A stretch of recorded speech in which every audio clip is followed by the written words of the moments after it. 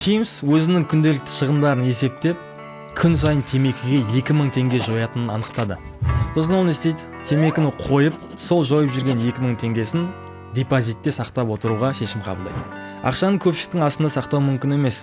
Әжелеріміз ол методиканы қауіпсіз деп айтса да, көпшілік бізге пайыз бермейді.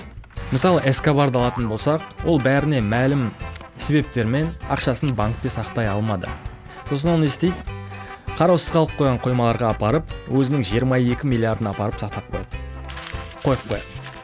Ол 22 миллиардтың 2 миллиарды, былайша айтқанда, егеу құйрықтардың кешкі асына айналып кетеді. Бұдан қандай нәтиже шығарамыз? Егер ақшаңыздың егеу құйрықтардың асына айналып кетпесін деп тілесеңіз, өз ақшаңызды депозитке сақтаған жөн. Осылайша Джеймс, ол Джеймс емес Доге, күн сайын белгілі бір уақытта ескертпе қойып,